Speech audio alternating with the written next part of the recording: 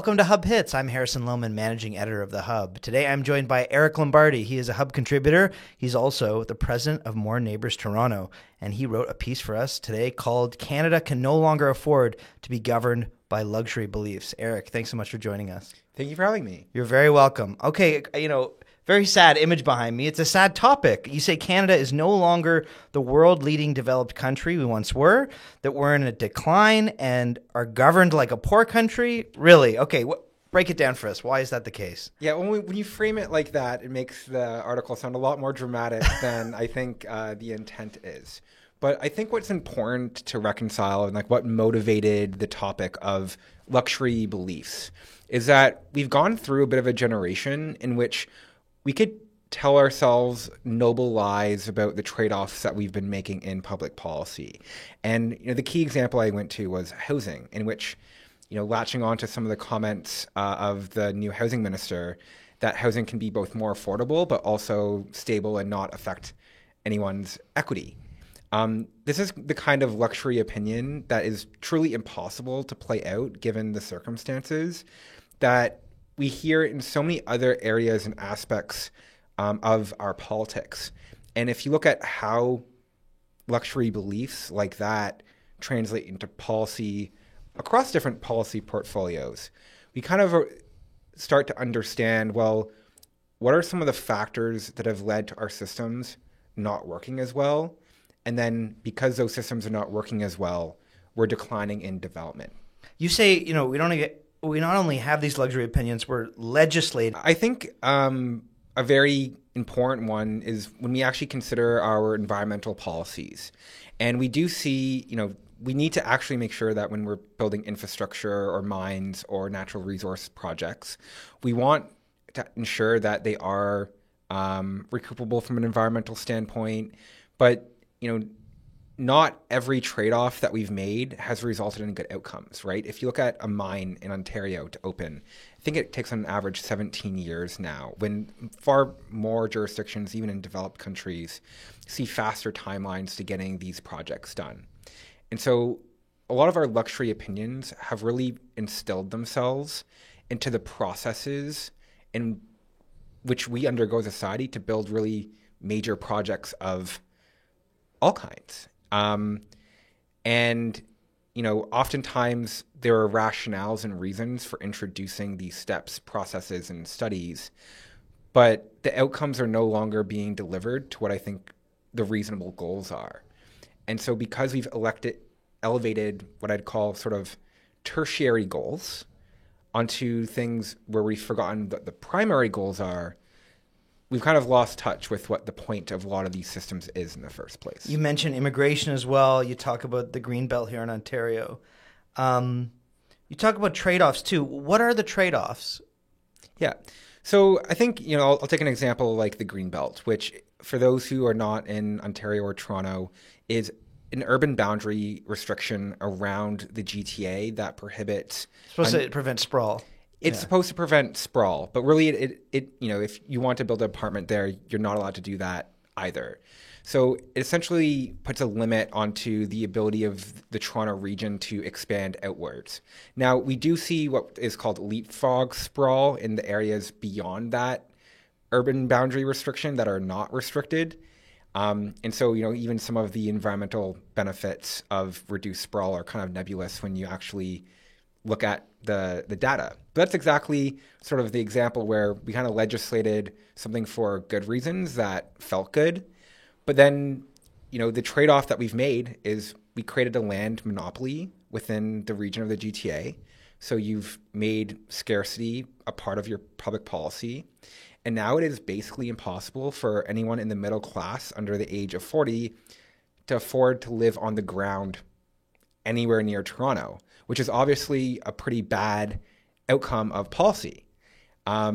So, did we make the right trade-offs when it came to environmental preservation and our need to provide housing for our growing population? And I can't look at the outcomes and say, yeah, we made the trade-off fairly.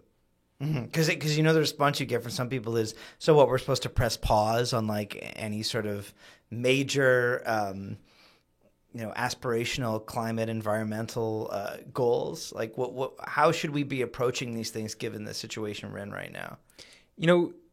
One of the things I touch on in this article is that not all luxury beliefs are bad. Like, we should have and should aspire to be able to have moral direction in the policies we pursue. We don't always need to do the cheapest thing to achieve our goals.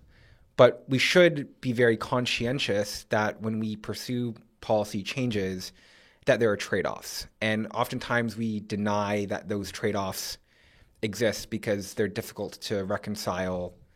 And that's really what the nature of a luxury belief is that, you can have your cake and eat it too, and you don't have to consider the negative trade-offs of what you're doing. Can you briefly explain the immigration side of this thing? You say immigration has been treated as a moral identity, not as a national strategy. Why? I'd say this has come from an increasing debate that we're also seeing in Europe. And in particular, I was sort of responding to some of the reaction I saw from UK Prime Minister Keir Starmer, talking about the need for new immigrants to the UK to learn the English language. And there's this really visceral reaction about how that's sort of like a colonial point of view. And I think even within Canada, if you actually look at the skills makeup of recent immigrants, the actual skill level of the average immigrant is falling. And that's sort of what the data is showing. And we have seen an increase in the number of refugees that we're resettling. We have seen, a stable or increasing nominal number of family reunification, which, is often older parents, et cetera, that aren't really meaningfully improving our economy or achieving our economic goals, such as, improving our aging demographics by welcoming younger immigrants, for instance, right? So these are all noble things, and I'm not saying that any of these things should go to zero, but the goal of our immigration system isn't, some noble justice or making up for colonial history or anything of this sort. The primary motive of the immigration system is to serve the national interest. And I do think that, people saying, hey, well, we want immigrants who come to Canada to want to be part of Canadian culture and to want to foster a Canadian identity. And the idea that, that expectation is somehow xenophobic or racist in some way seems to drive a lot of what I call like luxury opinions on immigration. But my perspective is we really can't afford to not have these conversations or have goal-oriented outcomes of our immigration system in mind. Where are the opinions coming from in your mind in terms of what's upstream and downstream? Are politicians informing the public? Are the public informing politicians? Like, where's this? Where does it start? Chicken and the egg, luxury beliefs. I mean, I think a lot of luxury opinions are derivative of. So politics to me is always downstream of society, and I do think, and I've written about this before, but like the economic and ideological circumstances that shaped how different generations even approach issues is not the same. Particularly, so there's a big generational side to this. So there is a very big generational side to this. And if you look at, who leads a lot of institutions that even network with government, like what is the average age of a politician, right? Most politicians in Canada are over the age of 50, right? And then the major voices in business, civil society, it takes time to build your career, to put yourself into that position of influence. But then the outcome of that is the dialogue and experiences that transform themselves into policy are really dominant and skewed towards one or two age demographics. And, it's something that we need to reconcile with in public policy, because in many ways, the trade-offs of policy over the last 25 years have fallen quite hard on younger people. And in many ways, we have not acknowledged, as we were implementing those policies, that this is one of the trade-offs we were making. So in terms of acknowledging things, in terms of putting up with certain things, Why do you think we put up with it? And are Canadians uniquely accepting when it comes to putting up with mediocrity?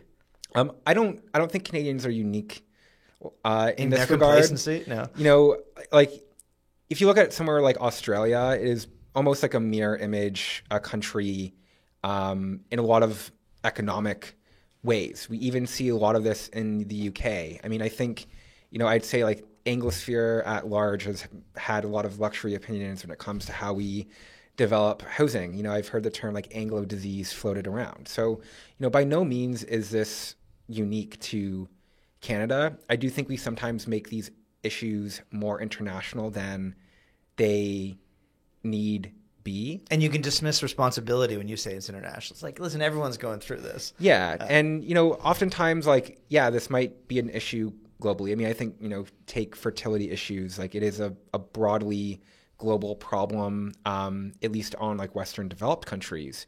But almost every single Western country has developed what I'd call like an extractive system on its young people in some way, shape, or form, which is a driver, in my opinion, of delayed life milestones and therefore affecting the amount of children people are having. But because most countries have, especially developed ones, have similar demographic problems, as well as, I'd say, broadly speaking, have not had a generational handoff between, I'd say, Gen X and Boomer to Millennial and the generation that's following them yet. And I do think that as this shift happens, my hope is that, the luxury beliefs of the last era will not necessarily drive everything we do in the next era. So your naysayers who are shaking their head at your article when they're reading it, not only would they say that there's different countries that experience the same thing. We had Tyler Meredith, I'm sure lead economic advisor to Prime Minister Trudeau, right in the Hub last year. Canada maintains a high standard of living. Poverty rates have been cut in half since 2015. He says there's more people working in this country with higher incomes. Canada is still a very desirable place when it comes to immigration. What's your response to folks who paint a much rosier image when it comes to Canada, and that maybe we can afford to have some of these beliefs and aspire to something bigger in certain files? Yeah. I mean, I don't want to make it like mathematical, but, if you have a formula, you can plot it. And, where you are on the y-axis or, high or low is different from the derivative or your trajectory. And so Canada is a developed country. It is a wealthy country. It is broadly, I'd say, one of the best countries in which to live in on Earth. But our trajectory is not heading in the right direction. And I think, the best example I have for that is infrastructure. So, infrastructure is a form of national wealth. It takes capital up front, but then it leaves something for a period of time afterwards, often and potentially into the centuries length of time. And so when we look at the capital that we're able to devote to building things that will benefit people for generations, the way that we approach building, for example, public transit means we actually get a lot less of what we're spending on in terms of lasting wealth creation from a society perspective. And so what does that mean? It means we'll build less infrastructure that improves quality of life. And then over time, we'll accumulate less infrastructure that contributes to quality of life. And countries that are able to build it effectively will have this boon or benefit of these public goods that are much higher standards. And that means, 20 or 30 years from now, our standard of living is going to be much lower because we spent costs on things that ultimately didn't create long-term value. And so when we think about development, we need to think about the systems and the trajectory that they're telling us that we're on. And so while Tyler is right about every single statistic that he said, if you look at things like productivity growth, per capita GDP growth, if you look at business investment, if you look at affordability of shelter relative to incomes, both on the rent and the ownership side, we're seeing a pretty strong deterioration across some of these key metrics of living standards. And so it's not good enough to just look at the things that are going the right direction. We need to look at, are we as a whole going on the right direction. And what I'd argue right now, in terms of the systems that we have in place, we're not. In terms of your predictions, in terms of our direction, Eric, when do you think we will be able to afford to have some of these beliefs, to not just have to focus on what's necessary in the here and now, but able to look beyond that? Be luxurious. I'm not saying we should get rid of luxury beliefs. I think the most important thing is that we recognize what they are. And it's okay to say, hey, do you know what? I want to prioritize the environment for such and such reasons. But to deny that there's trade-offs that you're making, I think is what the luxury belief is.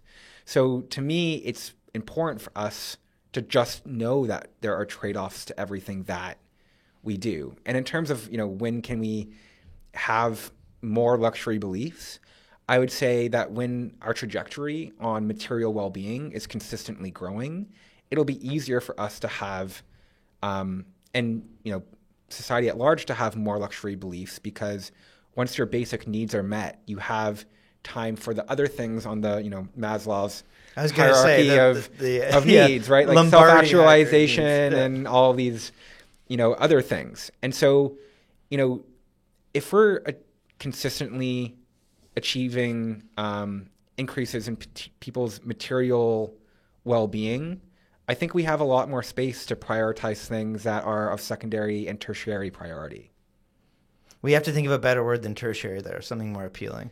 That's Hub contributor and president of More Neighbors Toronto, Eric Lombardi. You can read his piece on the Hub about luxury beliefs. That's at www.thehub.ca. And you can stick around and find out more about politics, economics, and everything in between. If you really like what you're reading, why not sign up and become a free member here at the Hub? Thanks for joining us, everyone.